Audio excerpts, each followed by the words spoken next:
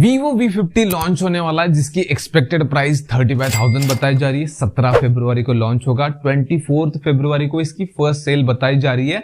अब यहां पर हम स्पेसिफिकेशन की तो बात करेंगे, लेकिन सबसे इंपॉर्टेंट, क्या ये इस प्राइस में वर्थ है या फिर नहीं है, वो सबसे ज्यादा इंपॉर्टेंट है जानना, क्योंकि 35,000 एक छोटी रकम नहीं है। तो फिर उसी के बारे में इस वीडियो में डिस्कस करेंगे। अब इसके जो लुक की बात आती है, जब इसके कलर्स की बात आती है, वो तो सब्जेक्टिव मैटर हो जाता है कि भाई किसी को पसंद आएगा, किसी को नहीं पसंद आएगा। पर्सनली मुझे इसका लुक अच्छा लगा। कलर इसमें आपको ब्लू, रेड और ग्रे मिल जाता है, 3 कलर है। लेकिन अगर हम इसके डिस्प्ले की बात करते हैं तो 41 डिग्री आपको कर्व डिस्प्ले मिलता है, जिसमें आपको FHD प्लस या 1.5 के रेजोल्यूशन मिलने वाला है।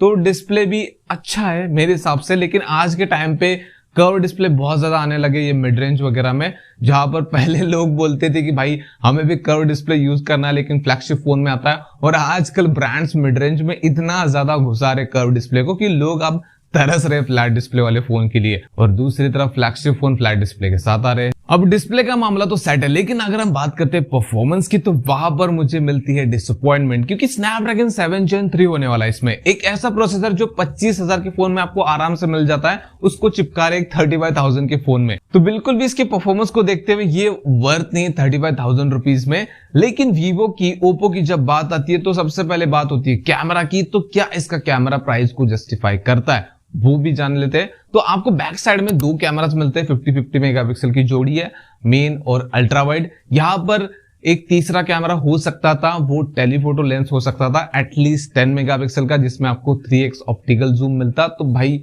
मजे आ जाते। अब जो चीज नहीं है उसके लिए सर पीटते रहने में कोई मतलब नहीं है। हम बात करते हैं जो चीजें हैं वो क्या बेटर है या फिर नहीं है। अब इसमें आपको जायज का कैमरा मिलता है, वो सबसे अच्छी बात लगी मुझे। हाँ, 4K रिकॉर्डिंग तो ऑब्वियसली बनती है इस प्राइस में। उसके अलावा 50 मेगापिक्सल का आपको सेल्फी कैमरा मिलता है, ये एक अच्छी बात लगी मुझे। हाँ, बस सेल्फी कैमरा में आप 4K रिकॉर्डिंग ऐड कर दो तो पूरा मतलब बढ़िया बन जाएगा, क्योंकि सेल्फीज वीवो की अच्छी आती है, लोगों को पसंद आती है। उसके ऊपर बात करने में मतलब कोई सेंस नहीं बनाता। लेकिन मेरे हिसाब से एक तीसरा कैमरा बन सकता था बैक साइड में, जिसकी वजह से ये कंप्लीट कैमरा सेटअप हो जाता। अब बाकी देखते हैं जब स्मार्टफोन आएगा तब इसका आउटपुट कैसा निकल कर आता है। लेकिन एक टेलीफोटो लेंस तो प्राइस के हिसाब से मिसिंग है। उसके बाद बैटरी और चार्जिंग का मामला तो पूरा सेट है। 6000 mAh की बैटरी मिलती है, बैकअप तगड़ा है, 90 वॉट की फास्ट चार्जिंग मिलती है। Android 15 out of the box मिलेगा।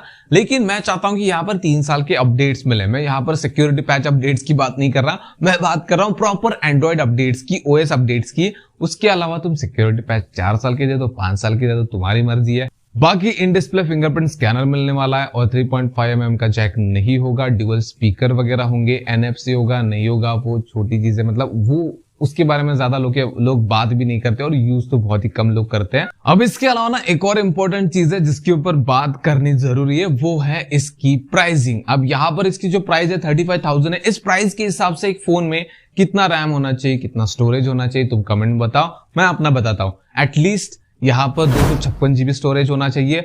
8 GB रैम चलो ठीक है, लेकिन 12 GB होगा तो बढ़िया होगा। लेकिन 12 GB तो मुझे नहीं लगता देने वाले। लेकिन 8 GB प्लस 256 GB ये कॉम्बिनेशन होना चाहिए। लेकिन जैसे रूमर्स है उस हिसाब से ऐसा लग रहा है कि इसका बेस वेरिएंट आएगा 8 GB प्लस 128 GB। अब अगर मैं अपना वर्डिक्ट दूं कि ये फोन क्या सेंस बनाता है, क्या ये वर्थ है, मेरे हिसाब से बिल्कुल भी वर्थ नहीं है। जो स्पेसिफिकेशन अभी सामने निकल कर आ रहे उस हिसाब से, और इसमें से बहुत ज्यादा स्पेसिफिकेशन कंफर्म है।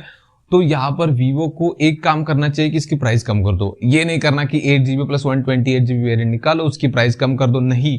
8 GB प्लस 256 GB वेरिएंट होना चाहिए बेस वेरिएंट। लेकिन इसकी प्राइस जो एक्सपेक्टेड 35,000 बताई जा रही है, उसको कम कर दो। कार्ड ऑफर के साथ नहीं, ऐसे ही कम कर दो। कार्ड ऑफर के साथ तो 30,000 के नीचे मिलना चाहिए मेरे हिसाब से, क्योंकि 30,000 रुपए में ऑलरेडी वीवो T3 अल्ट्रा इनका खुद ही का एक अच्छा ऑप्शन मिलता है।